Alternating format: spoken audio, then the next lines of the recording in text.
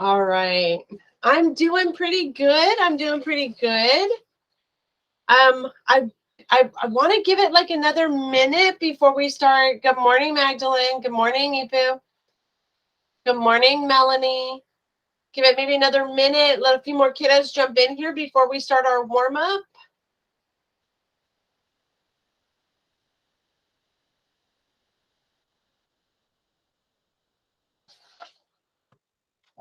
Good morning, Isaiah.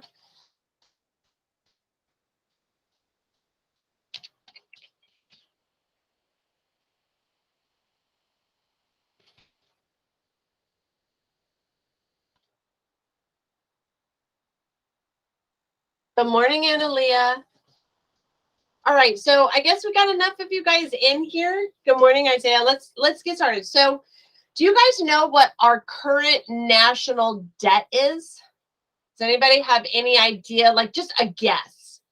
Then you can unmute or you can type it in the chat. Hi, Aiden. Just throw a guess out there what you think our current national debt is. 15 trillion, okay. It's a pretty good guess. What about the rest of you? Anybody else have a guess? Hi, Jackie. We're talking about the current national debt, what you think it is. Hi, friend Sean. William's like 15 trillion.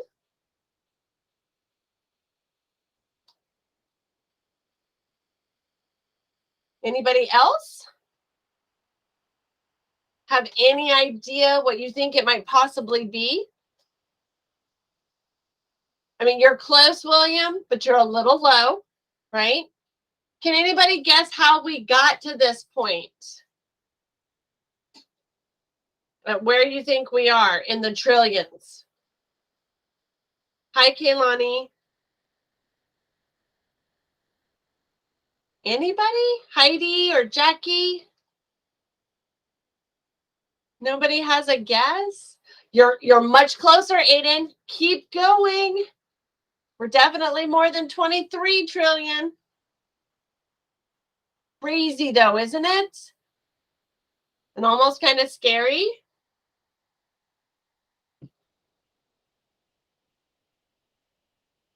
Very good. We are very close to 32 trillion. You looked it up, didn't you, William? Can anybody tell me how you think we got there? Yeah, it is that much. So you saw in here, I have the national, U.S. national debt clock. So let me go to that site so I can show you this. Okay. It's literally, it keeps a running tally. So our national debt is just under $32 trillion. So that equals out to roughly $94,000 in debt per citizen. Hi, Kylie. Or $246,000 in debt per taxpayer. Hi, Jamie Lett. Hi, Kylie. So like our U.S. debt to GDP ratio. So they give you in 1960, it was 53%. 1980 was 34%. In 2000, it was 58%. Today, it is 120%. That is how much debt we have compared to our gross domestic product, our GDP. Remember how we were talking about taxes and revenue, right? So we have U.S. federal tax revenue comes out to about $13,000 per citizen. So you take, hi Troy, you take how much is coming in, you divide by the number of people living in a country. That's what they mean. Okay, it's a per capita. Income tax revenue is 2 trillion. Payroll tax revenue, 1 trillion. Okay, so 2.6, 1.5 trillion. Corporate tax revenue is 438 billion. Local state revenue, 2.2 trillion. Local tax revenue, 1.2 trillion. Because remember, we do not have state income tax in Nevada. So Not all states have that, and every state has different amounts, even if they do. State debt, 1.2 trillion, and then local debt. And then if we keep moving up, remember how we talked about like largest budget items? So there we have, remember we talked about those things that are mandatory spending. Here is our Medicaid, Medicare, Social Security, and then of course defense in the expenditures area, right? Oh, interest on debt. And then like how much we're paying on interest for our total debt. Here's our population. This is our current US workforce. Money creation. And then it talks about the monies, like if you click on it, it talks about modern banking history, etc. So I just want, and then you could do mortgage loan calculator, gold supply and demand. All of these things are on this site. And it's literally called usdebtclock.org. And in fact, if you want, I will put it in the chat if you guys want to look at it. Okay. Just as a visual. So how do you, like, if we're looking at this, how do you think we've gotten to this point? Well, the loans, we have to pay back interest. If you look at how much we have taken out in loans, how much we are spending in our mandatory, in our defense, are we spending more than we are bringing in? Absolutely, right? That is how we get to where we are at. All right. Any questions about that? It was something, you know, we've been talking about it. We're moving into Module 9, Lesson 5, where we're talking about fiscal and monetary policy, how the federal government manages our money and our economy, right? All right, so if you guys can open up your Module 9, Lesson 5 course arc and notebook, that would be awesome. I am going to open up the Nearpod that we're going to do to go along with this. So give me a moment.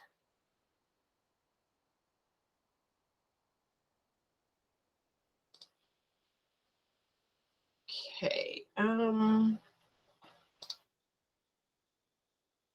Give me a moment because I need to get, okay. So we're going to be doing a Nearpod. So I'm going to put, oops, the link. Oh, it shouldn't be. Give me a moment here, guys. Let's do this first, and then I'll go back and figure that out. All right, let's do our Nearpod first. And while you guys are opening up the Nearpod, I will figure out why it is saying that. I'm going to play the video, but you guys are going to answer the questions like we've done before. Give me just a moment. I'm going to give everybody a chance to get in. I see I have one kiddo in the Nearpod. I'm waiting for more of you guys to join. And then while you guys are doing that, I'm going to look at the course arc and see what is going on.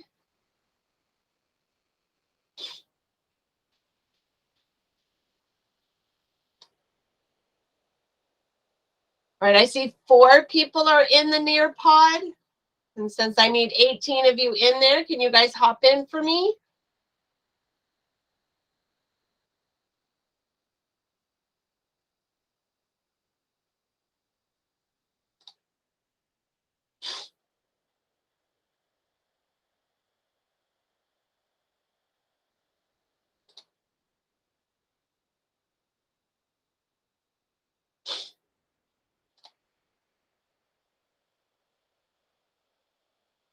All right, I see 6. I need some more of you guys in here. Give it like another minute for you guys to hop in.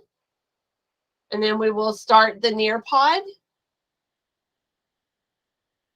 And if you guys remember, as we're doing the Nearpod, each of those little blue spots you see on that video is where it's going to pause and ask you guys questions that we're going to go over in class.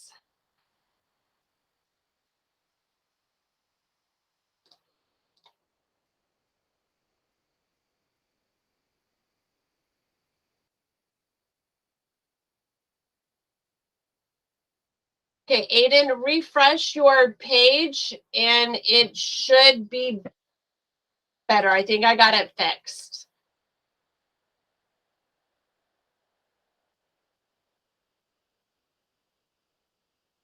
Okay. All right. All right, you guys ready for me to go ahead? Awesome. Thank you, Aiden. All right, so you guys ready for me to go ahead and play? So obviously, while the video plays, I'm going to mute myself and then I'll unmute and we'll have our discussions as we go, okay? We mute. Welcome to Crash Course Economics. I'm Adrienne Hill. And I'm Jacob Clifford, and today we're going to talk about money and finance. I know we said in the first episode that economics isn't really about money. Well, economics isn't about getting rich quick, but it all boils down to trading the things you have for the things you want. Like, I've got this giant zucchini, but I love that piece of pizza. Want to trade? No way.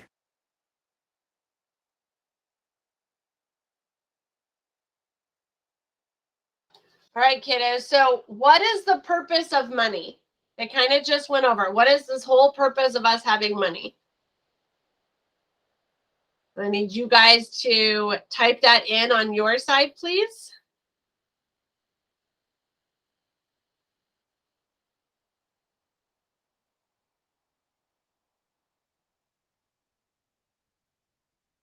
I'm hoping that this means that you guys are typing in your answers.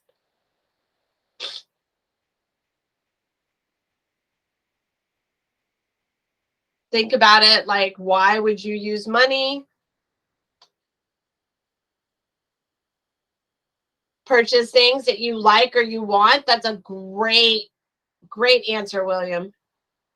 To buy things, to purchase or trade for things you want, buy things you want or need. We definitely want to put need in there, right? Because we talked about needs versus wants. Absolutely. Okay, I'm just waiting for Nico and Magdalene and Jamie Lett. Oh, to hang on to the value of things. Okay, that's a good thought there, Franchon. And Jackie, waiting for a few more of you guys to get things people need or want, like clothes. That's a really good thing. Yeah, clothes or food or like a house or well, maybe not a house, but a roof over your head, right? To buy things, good. Jamie Lett, hopefully you're answering as we're going to go through. Way to trade and exchange, right? So obviously, prior to this idea of money, it was like, I'll give you chickens if you give me cows, or I'll give you eggs if you give me milk, right? That bartering, trading. And then they were like, hey, this piece of gold is worth whatever. This piece of gold is worth 10 cows. So I'll give you this if you give me cows. And so instead of having those exchange of goods, now we're a symbol, right? Something to exchange for something else. Good. Okay, give me a moment and I'll move on to the next.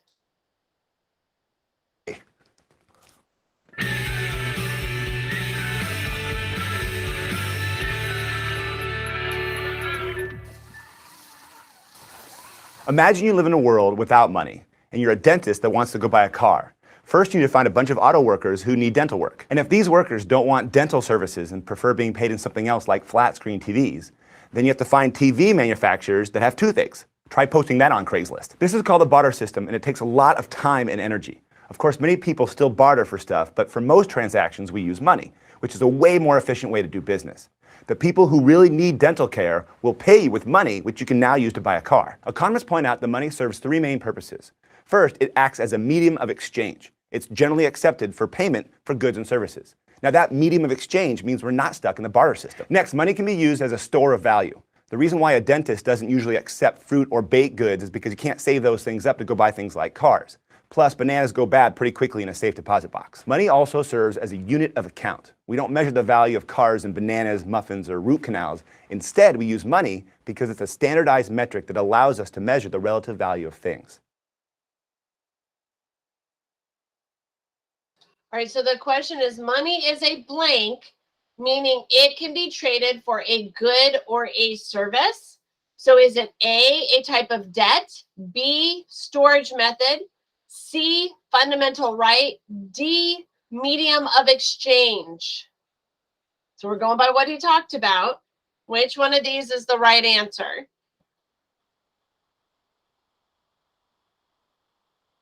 We're saying that some guys are connecting with it, paid attention to what he said. Hi, Gabriel. We're working on a Nearpod. I'm going to put that in the chat for you so that you can jump in with us. All right, I still got about 40% of you guys who have not answered. Can you please answer?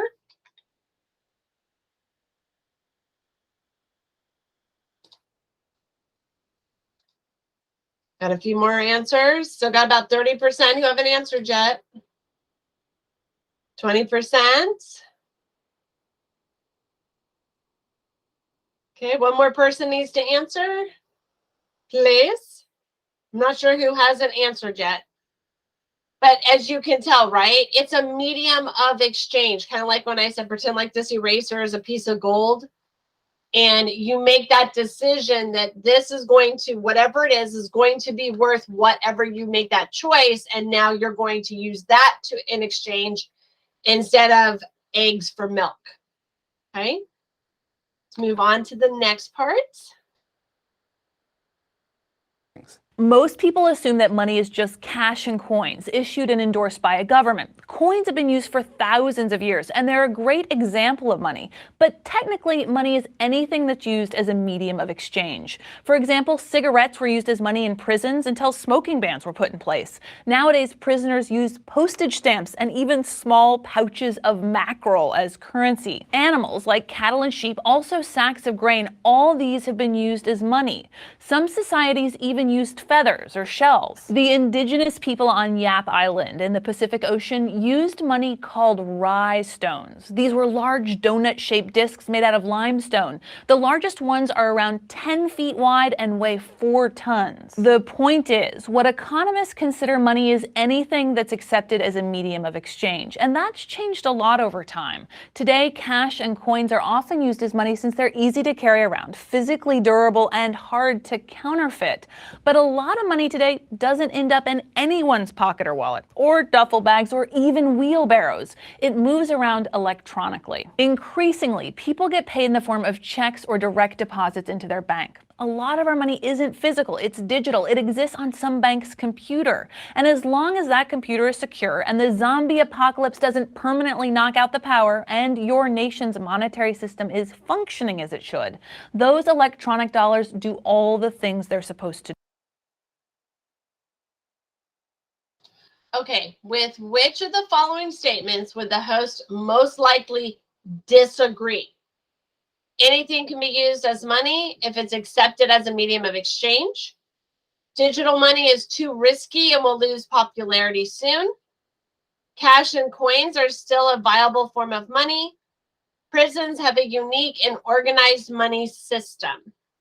Which one do you think that they would not agree with?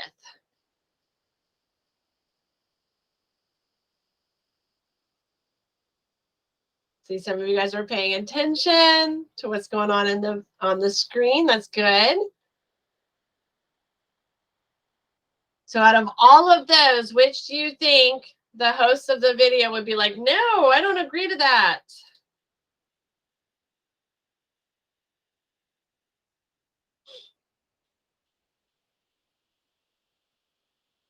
Okay, so I've still got one person who hasn't answered yet. So, and I see 8 of you guys you figured this one out, right? So the thing that they would not agree with is that digital money is too risky and will lose popularity soon. Remember, we just did this project over this when we talked about, is the United States ready to go cash free? And we looked at like PayPal and Venmo and Zelle, as well as debit cards and credit cards. And even though cash is still being used, we also looked at, should we get rid of the penny? Should we get rid of the nickel? So we looked at both sides. So cash and coins are still viable. They said, like, they showed us the Yap Island with those big circular discs, right? And then they also showed us like the packages of mackerel in prison. So the only thing that they would not agree with is that digital money would lose popularity soon. And in fact, it's actually growing in popularity, right? To do. Another form of digital money that you often hear about is Bitcoin. Bitcoin is a virtual currency that is not issued or regulated by a specific country. But since some people accept it as payment, many economists consider it money. Unlike other electronic currency, Bitcoin doesn't involve a bank, so people can, in theory, buy things more anonymously. This appeals to people who don't trust central banks, and also people who want to buy illegal stuff online. That illegal trade means law enforcement and regulators are also very interested in Bitcoin. Bitcoin isn't only for internet drug deals, though. There's a lot of speculation in Bitcoin, meaning people buy up Bitcoins hoping to turn a profit on them. This makes Bitcoin more of a speculative asset and limits its use in buying and selling actual goods and services. Could Bitcoin or another virtual currency be how everyone pays for things in the future? Who knows? But if anyone wants to give me 10 Bitcoin for this zucchini, we've got a deal. There's kind of a glaring question here. What makes these pieces of paper so valuable? Well, in the past, each dollar issued by the US government was redeemable for a specific amount of gold. That was called the gold standard, and it meant that the government couldn't issue more money than it had in gold reserves. Back in the 1930s, the US decided to move off the gold standard, and some people freaked out about not having something tangible to back our money. But it's important to remember that money, whether it's cash or gold or small pouches of mackerel, is all about confidence. The Nobel Prize-winning economist Milton Friedman said, "The pieces of green paper have value because everyone thinks they have value." With that in mind, a gold standard, or even a mackerel standard, might not make money more valuable or reliable. A lot of economists agree with this, which is why no country uses the gold standard. There are calls by some politicians to bring it back, but that's probably never going to happen. Sorry, Ron Paul. Okay, so do you think going back to the gold standard would make money more valuable or reliable? Why or why not?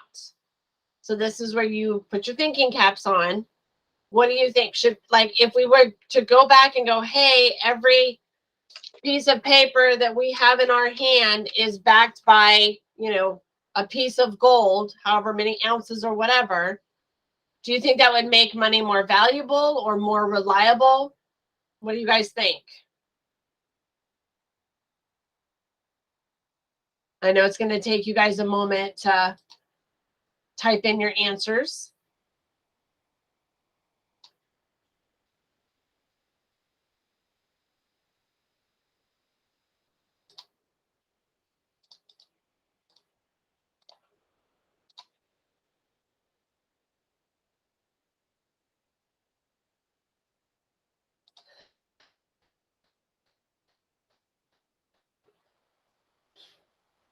I'm assuming that it's just taking you a moment here.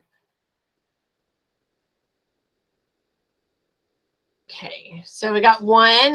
You don't think it'll make it more reliable or more valuable? Okay. Oh, yeah, because not everybody has gold, right? So the demand is high, but the supply is low, which makes it more valuable. Okay. You're thinking supply and demand terms, Isaiah? That's good. Hopefully the rest of you guys are thinking this through and answering.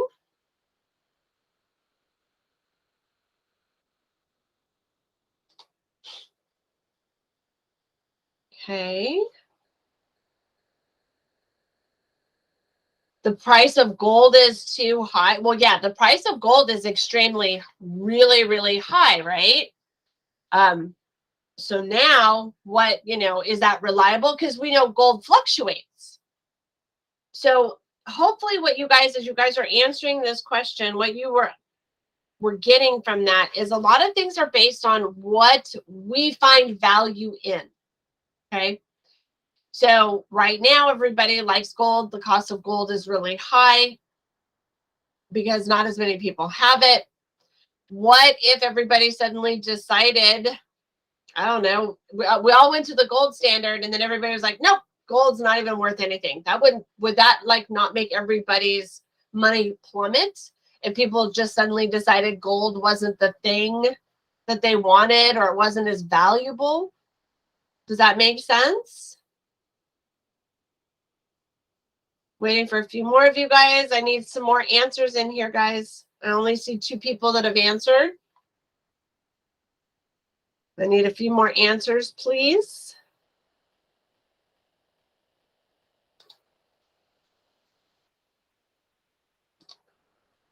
Hopefully it's just taking a few of you some time to type in your answers.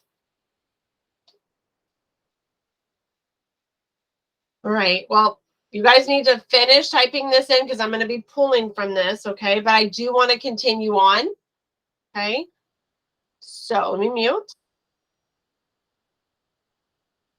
Okay, I know we said economics is not about the stock market, but now it's time to explain what it is and why it's important. The stock market is just one piece of something much bigger, the financial system. To understand the financial system, you need to picture 2 different groups. First, you have lenders. Sometimes these are corporations with a bunch of cash, but lenders can also be ordinary households, people like you and me.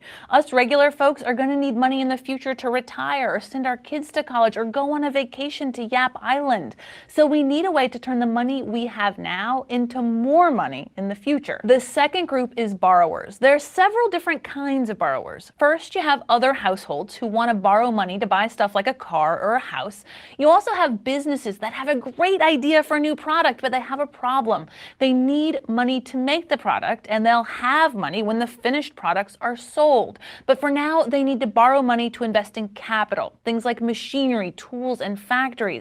And they'll pay it back once they make some sales. Basically, they need to buy stuff to produce other stuff. Third, you have governments who need to borrow money because they're spending more than they're bringing in. So you have lenders who have money now and want to turn it into more money in the future. And you have borrowers who need money now and will repay it in the future.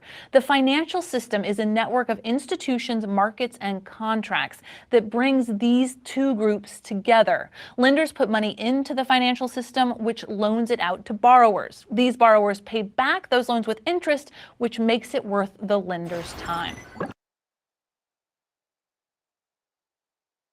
Okay, so in the financial system, there is a blank relationship between lenders and borrowers. Is it mutually beneficial?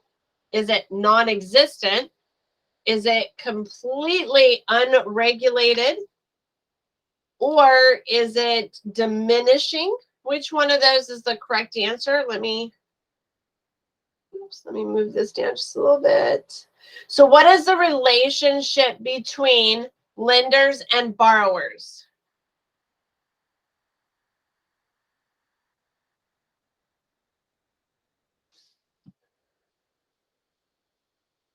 All right. It is, isn't it? Absolutely. I would definitely say it is mutually beneficial, right? Those who need money have somewhere to go borrow it from. And those who have money can not only loan it out, but make money in interest, right? So then they get to make money off of what they have loaned out. Definitely. So I got about 3 of you who have an answer. Let's get that finished, please.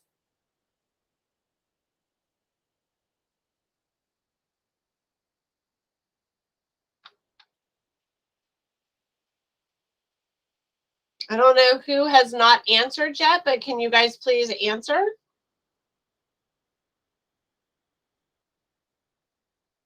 Oh, getting close. We got one more person. There we go. Thank you. All right, let's move on. Let's go to the thought bubble. There are 3 ways this exchange takes place. The first is banks. A lender deposits money in a bank, and then the bank turns around and loans that money to a family who wants to buy a house or a business that wants to expand. As those borrowers pay the interest on their loans, the bank takes part of that money to cover their costs and passes the rest along to the depositor. The second way lenders and borrowers link up is through the bond market. A government or a large corporation that needs to borrow money will sell bonds to lenders. A bond is basically an IOU in which the borrower agrees to pay regular interest payments and promises to repay all of the money back at a set date in the future. If that lender decides they'd rather have cash now, they're free to sell that bond to another party. The third way lenders and borrowers link up is through, you guessed it, the stock market. Say Jacob and I want to expand our lemonade business, but we don't have the money to do it. We could sell stock, which is basically slices of ownership in the company. Households get the stock and we get the cash. If our company profits in the future and we become lemonade moguls, we'll share some of those profits with the shareholders, or the shareholders can sell the stock at a higher price.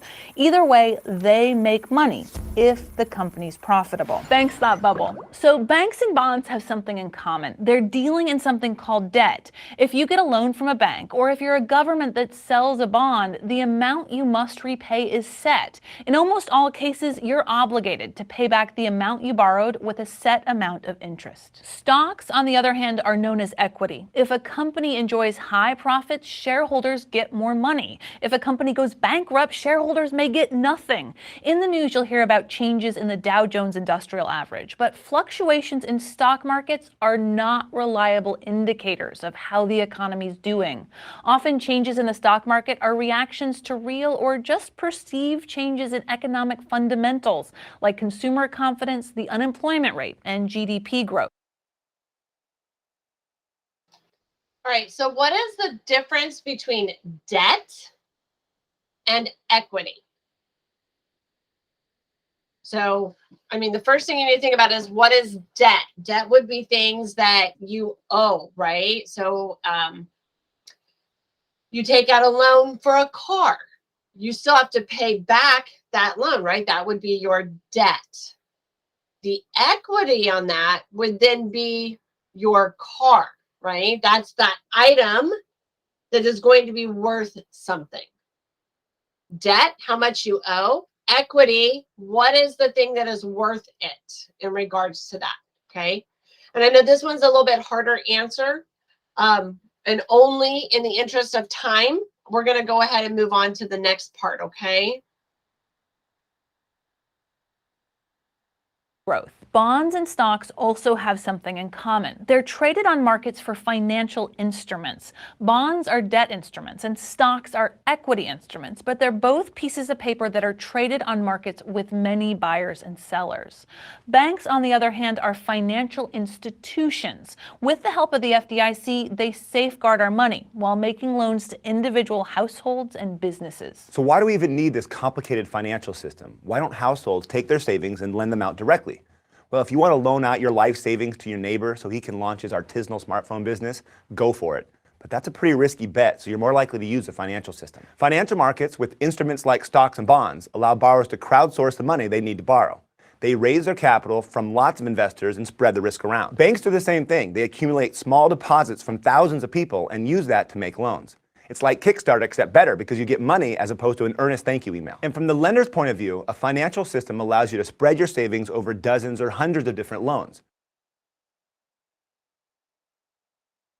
So it says, explain how the financial system minimizes individual risk.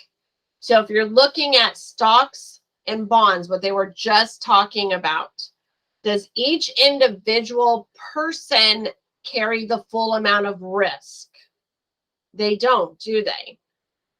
Right? Everybody, like they were talking about banks, they take all of the stuff coming in from everybody that's a member of the bank, and then they can make loans out of all of that. So it's not a loan coming from one single person, right? It's coming from multiple people. So not any one single person carries the full debt. Kind of the same idea with the stock market. We all buy little bits and pieces of a company. Those would be the stocks, right? So the company, they're selling off these little bits of stock so that, when I say little bits, depending on how much you buy, you can have tons, so that they're getting money from the people who bought the stocks. They can use that for whatever they needed to expand the business, buy more capital, etc. and then we make money off of what they make from their profits. So no one person, no one company, no, like the bank itself, it's not one individual that is taking all the risk, right? It's all the little people that are involved in all of that. So if you guys can put that into your own words, please, that would be awesome. I'll give you guys a moment to do that.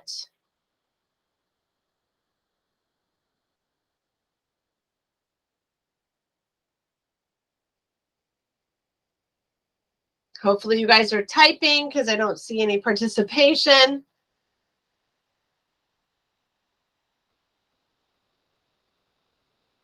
And I'm wondering, because I'm seeing a lot of you guys popping in and out, if we're having some internet issues.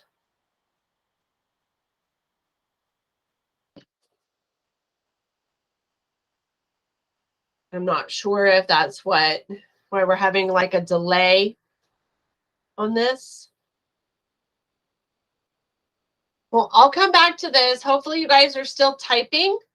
And let's finish the rest of this video. We got one more question left.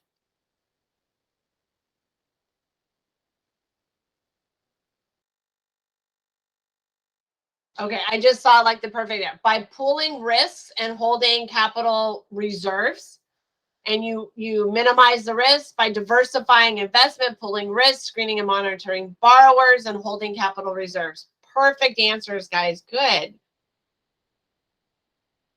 A few companies might go bankrupt and a few people might not pay back their car loans, but those losses will be offset by borrowers that do pay back their loans. You don't have to put all your eggs in one basket. So that's money in the financial system. The thing to remember here is that this stuff is not just an abstraction or someone else's concern. Almost all of us are lenders and borrowers at some point in our lives, and understanding lending and borrowing is a big deal. While it might seem like you're borrowing from a faceless institution, you might be borrowing my money from that faceless institution. And I'm gonna need that back if I can't get anyone to accept the zucchini as payment. Thanks for watching. All right, so is there anything that any of you guys are confused about just in regards to this intro? I mean, we did talk supply and demand, so now we're harkening back to like lesson 1 and lesson 2. We're talking about the types of things that influence what's going on in different economic systems, most especially the market system. We're talking about pizza versus zucchini, right? Talking about money supply. They're just discussing that one in there. If there's anything else that you might be thinking about, anything that you're still confused about, I'll let you guys finish that. Hopefully, can you give me a thumbs up if you have your Module 9 Lesson 5 course arc and notebook open? Okay, Aiden's got his. What about the rest of you? Okay, William and Isaiah. Jackie, did you have a question for me? Or are you just raising your hand that you have it?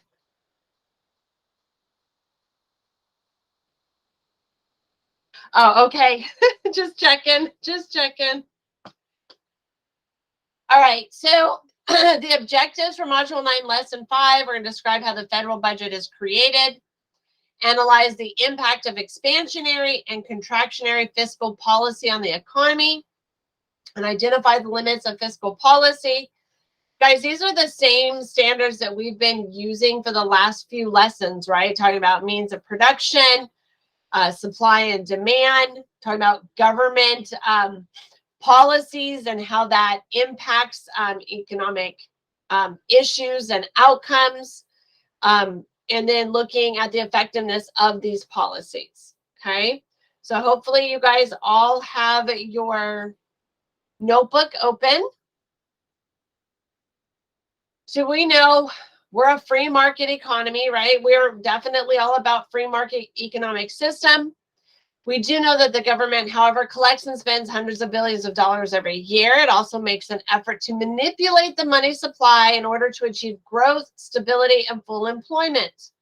Debate is sharp over how the government should best fulfill that role. And then it says our essential question. So this is the big question, right? What is the proper role of government in the economy? And then remember, we have our notebook, and that is the first thing that we do, right? We Control-C copy, and then Control-V paste, and literally the rubric just says, did you write the essential question down for question number 1? What is the proper role of the government in the economy? So that's our essential question. That's what you should have for question number 1 in your notebook. It's in the chat. If you've got that, you got your full points for question number 1. Question number 2, we're going to go into vocabulary. We're always going into vocabulary in the next set. Let me move back to our course arc. Click on vocabulary.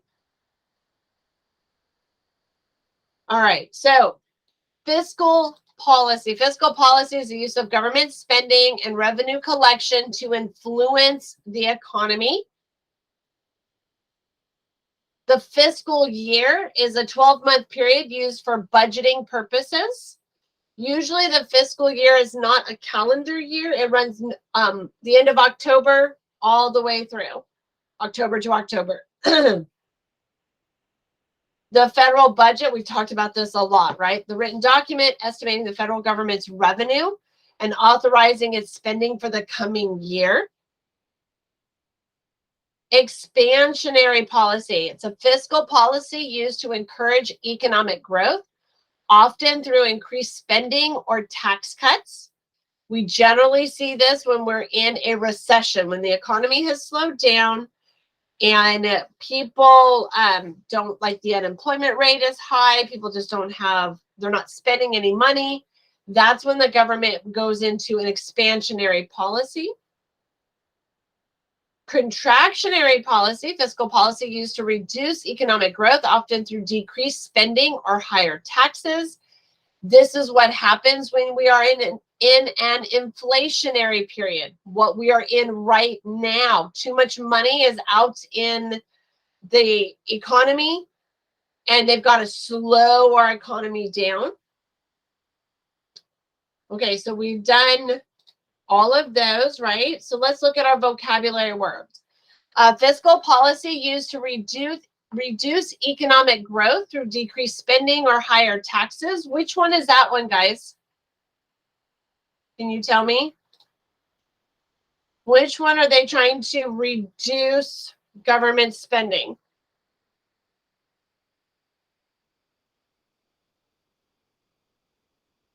I'm waiting for you guys to give me an answer for that one. So which one is it? Is it expansionary, contractionary? Contractionary. Good. Contractionary policy, right? We're going to contract. We're trying to contract the economy, right? The use of government spending and revenue collection to influence the economy. Which one is that? The government is using their spending and taxes to influence the economy. What do we call that?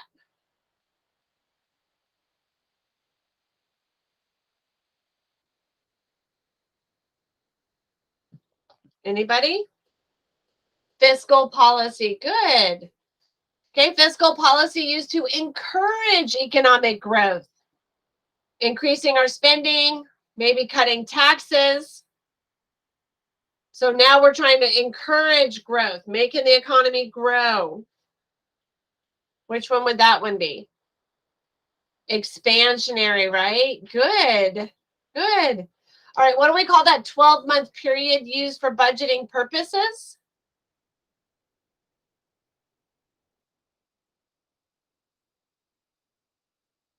The fiscal year. Good.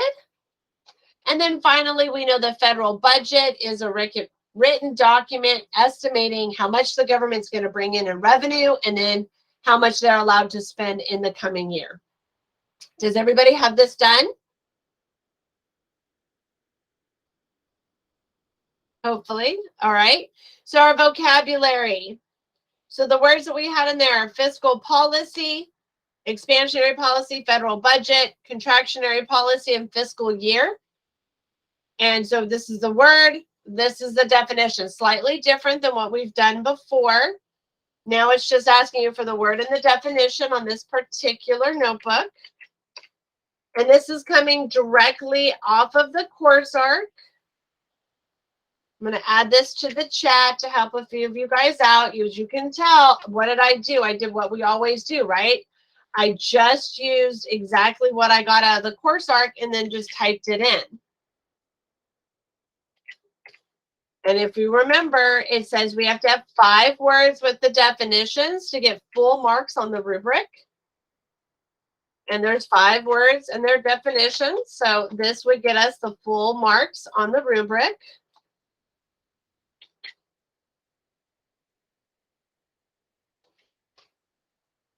All right, so let's move on to the next page in our course arc. So we're talking about the federal budget and fiscal policy.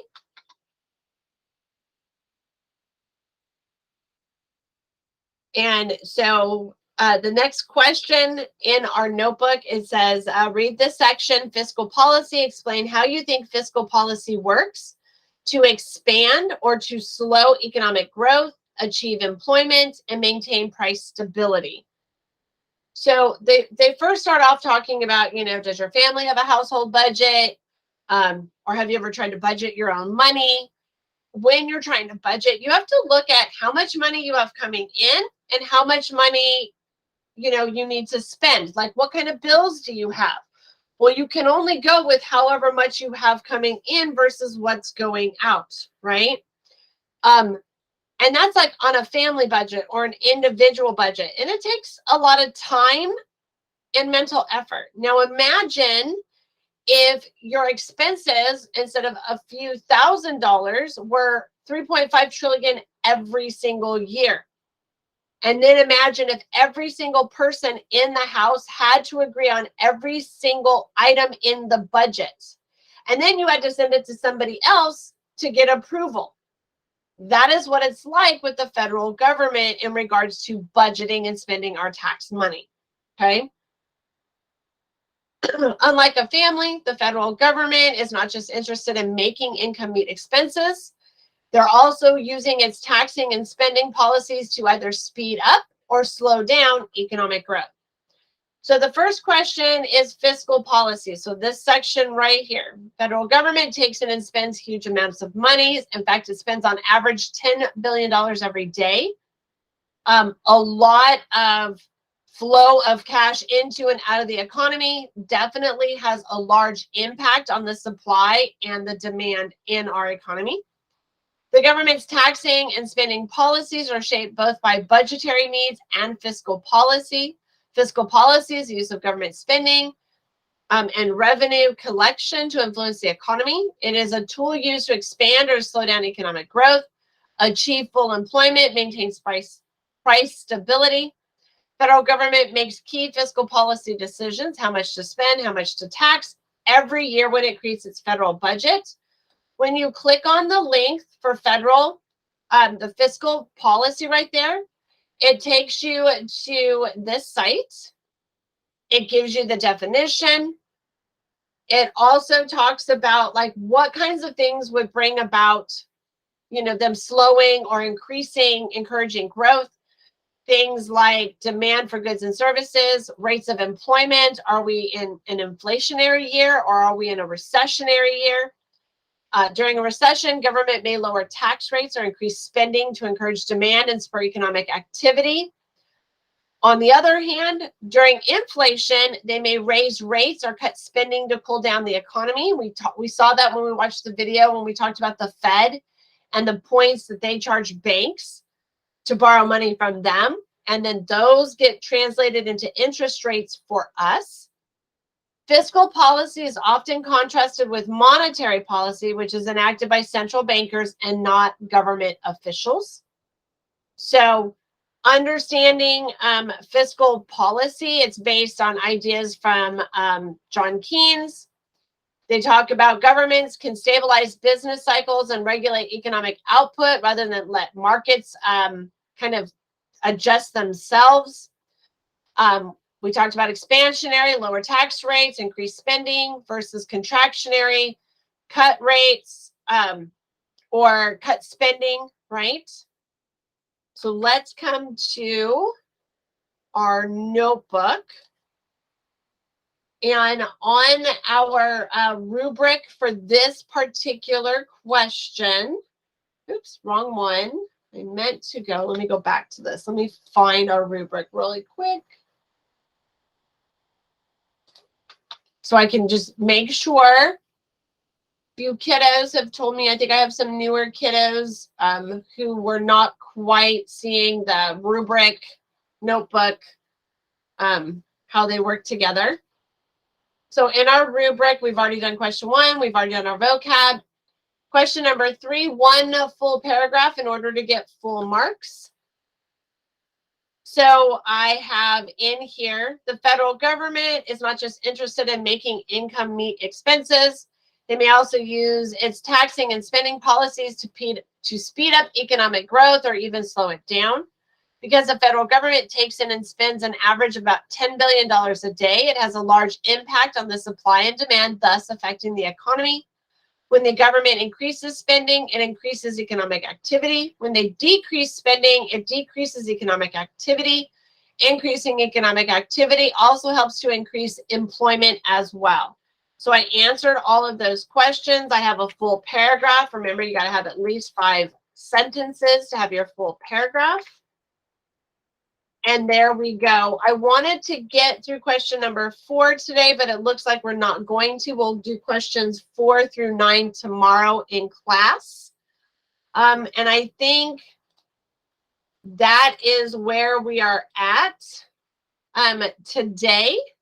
Let me see if I can get this to move over. Yeah, that is where we're at. We didn't get to question 4. We'll finish that up tomorrow. Oh, did it? Let me see if I can grab that for you. And I think that is where we are at, guys. Any last questions?